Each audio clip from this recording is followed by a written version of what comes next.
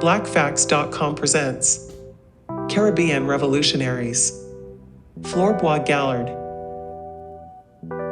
Flore Bois Gaillard was a St. Lucian runaway slave who led a band of freed slaves called Armée Française dans les Bois, French Army in the Woods. Flore Bois Gaillard was an enslaved biracial woman owned by a man known as Master Bellac. For several years, she worked on his plantation and later in his home as a maidservant. There are no records of her early childhood, but it is safe to assume that being biracial, she was born on the islands to an enslaved black mother who was impregnated by a white man. Tired of being raped and treated harshly by Master Bellac, Flore managed to escape the plantation in 1793.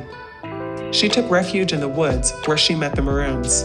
There she joined the French Army of the Woods, made up of Maroons, escaped black slaves, and French revolutionaries and English deserters.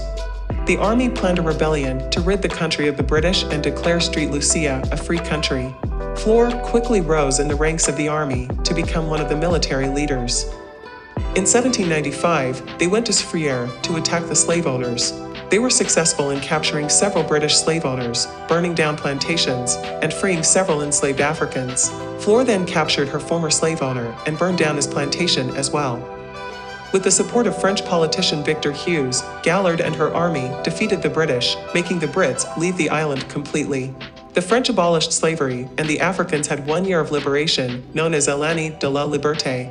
The Brigands' War in St. Lucia began in 1791 after the French National Assembly sent a delegation to St. Lucia to promote the revolution. By August of that year, the slaves left the estates. Called the Nègre Marin, these men and women raided plantations, stealing items they needed to survive. They also encouraged other slaves to join them. The National Convention abolished slavery on February 4, 1794. The British, who wanted to regain control over St. Lucia, were in total disagreement with the French abolitionist initiative. They called the runaways brigands. They feared that freeing the slaves would ruin the economy. They believed ideas of freedom should not be encouraged.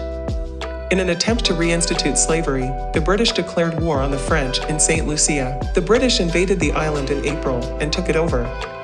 The former slaves armed themselves and joined with the free blacks and the French to resist the British invasion and to defend the freedom that the French had promised them. The leaders and several others who were involved in the march were captured and tortured to death, and their heads cut off and placed on spikes and displayed around town to serve as a warning.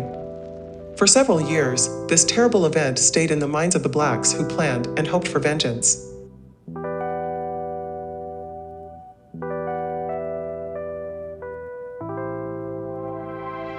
Learn more at BlackFacts.com.